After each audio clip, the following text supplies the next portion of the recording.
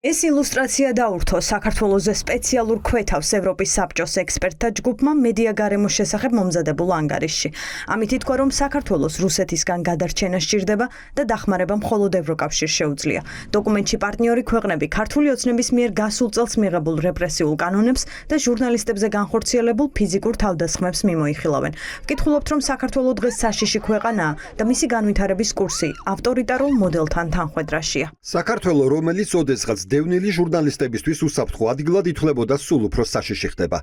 აზერბაიჯანელი ჟურნალისტი აბგან სადიგოვი დააკავეს 2024 წლის ნოემბერში და ემუქრება ექსტრადიცია აზერბაიჯანში. ჟურნალისტებს ახლა უფრო ხშირად ეკრძალებათ ქვეყანაში შესვლა. პრესის თავისუფლების სწრაფი ვარდნა საქართველოში, რომელიც აღინიშნება ჟურნალისტების მიმართ ძალადობის ესკალაციით, შემზღუდავი კანონმდებლობითა და პოლიტიკური ჩარევით, ხაზს უსვამს შემაშფოთებელ გადახვევას დემოკრატიული პრინციპებისა და ევროპული ინტეგრაციისგან.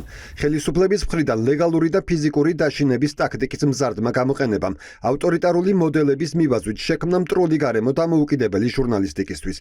საჭიროა სასწრაფო მოქმედება ამ ტენდენციების შესაცვლელად, მედიის თავისუფლების დასაცავად და საქართველოს მიერ დემოკრატიული ღირებულებებისა და ევროპული მისწრაფებების მიმართ. დოკუმენტი 2024 წელს აფასებს, თუმცა მისმა ავტორებმა უკვე იციან გუშინ მიღებული გადაწყვეტილება საქართველოში პირველი ქალი პოლიტპატიმრის შესახებ.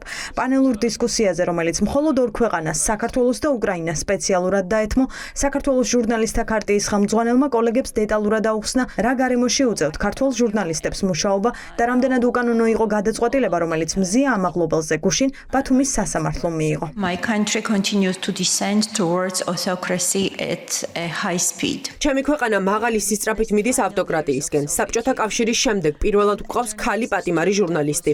სინდისის პატიმარი, რომელიც ციხეში შეთითხნილი ბრალდებით ზის. გუშინ მოსამართლე მამაცი ჟურნალისტი მზია ამაღლობელი პატიმრობაში დატოვა. 7-მა პოლიციელმა მისცა ცრუ ჩვენება ამ ჟურნალისტის წინააღმდეგ. დაახლა მას ემუქრება 4-დან 7 წლამდე პატიმრობა. იმისთვის, რაც არ ჩაუდენია. მზია ამაღლობელის საქმე აჩვენებს უკანონობის მასშტაბს პოლიციის სისასტიკესთან ერთად. First time since მზია ამაღლობელის საქმე რეპრესიული მედია გარემოს მხოლოდ ერთი მიმართულებაა. ჩახნაშვილი ჩამოთვლის შემზღუდავ კანონებს და კოლეგებს ეუბნება, რომ თუ საქართველოს პარტნიორები ყურადღებას მოაკლებენ, ოცნების გეგმა სისრულეში მოვა. გეგმა კი მედიის გაჩუმებაა. urgent dream which usurped ქართულმა ოცნებამ, რომელმაც მოახდინა ძალაუფლების უზურპაცია, აპირებს მიიღოს კანონი, რომელიც უკანონოდ გამოაცხადებს განსხვავებულ აზრს. ქართული მედია დაკარგავს დასავლური დონორების ფინანსურ დახმარებასთან წვდომას. აქციების პირველ ღამეს პოლიცია თავს დაესხა 35 ჟურნალისტს. არც ერთი დასჯილი არ არის. გთხოვთ, არ მიგვატოვოთ, როგორც მზია ამბობს. იბრძოლე ვიდრე გვიანი არ არის. თავისუფლება მზიას და სინდისის ყველა პატიმარს. მოსმენილით გაოცება დისკუსიის მონაწილეებმა ვერ დამალეს. საერთაშორისო პრესის ინსტიტუტის ექსპერტი, ქართველი ჟურნალისტის ისტორიის გაგების შემდეგ ამბობს, რომ ახლა დასავლეთში განგაშის სიგნალი უნდა ჩაირთოს. ოლივერ მანიკერლი ამბობს, რომ ახლა ქვეყანას გადამწყვეტი მომენტი უდგას და მისი ანტიდემოკრატიული განვითარება ევროპამ არ უნდა დაუშვას. რაც მოვისმინე ნამდვილად დამამცირებელია. მიუხედავად იმისა, თუ როგორი გეოპოლიტიკური ვითარება ახლა მსოფლიოში ევროპამ არ უნდა დათმოს.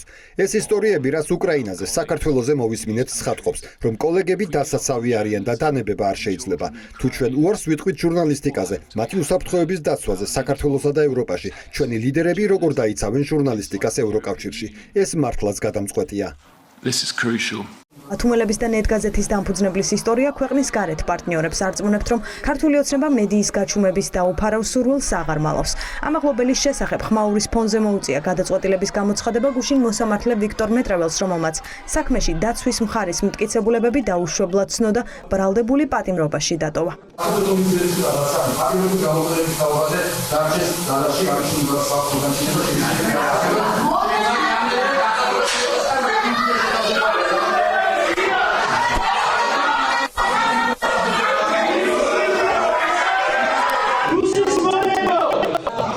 მოსამართლემ განსახილველად არ დაუშვა ვიდეო კადრები, რომელიც ამაღლობელის დაკავების ეპიზოდს დეტალურად აღწერს და დაუშვა პატაკი, რომლითაც პროკურატურა ირწმუნება, რომ თითქოს ჟურნალისტმა პოლიციელზე თავდასხმა წინასწარ სხვა პირებთან ერთად დაგეგმა. ამ პატაკის დაშვება ადვოკატებისთვის საბოლოო გადაწყვეტილების მარტივად პროგნოზირების საშუალებას იძლეოდა. იურისტები ამბობენ, რომ მოსამართლემ კანონი დაარღვია. ჩვენ მოწმები რომ გამოვკითხეთ, რომლებიც ადასტურებენ გარემოებებს პირველ დაკავებაზე, სხვადასხვა ძალადობებზე, ყველა ამოიღო ვიდეო კადრები, რისიც ეშინიათ ძალიან, ამოიღო ვიდეო კადრები, სადაც ჩანს ბესელია როგორ აკავებს, ვიდეო კადრები იმ ინციდენტიდან რამდენიმე წამში, სადაც კარგად ჩანს გრებუაძე როგორ გამოიყურება, როგორ მოქმედებს, სხვა არაერთი მნიშვნელოვანი ვიდეო კადრი. საერთოდ დაცვის უფლების გარეშე დატოვა მზია ამაღლობელი. ეს იყო წინა სასამართლოს სხდომა, ვიდრე არსებითი განხილვები დაიწყება და სასამართლო საბოლოო გადაწყვეტილებას მიიღებს, მოსამართლემ ირაკლი კობახიძისგან ირიბად მითითებები უკვე მიიღო. ყველამ იცის, რომ როდესაც თავს ესხმი სამართალდამცავ ორგანოებს, თუ გაგივიდა, შეგიძლია შეარყიო სახელმწიფოს სიძლიერე. რა თქმა უნდა, ჩვენ ეს არ უნდა დაუშვათ. წინ ამაღლობელის საქმის არსებითი განხილვებია, სადაც სასამართლო მოწმეებს გამოკითხავს.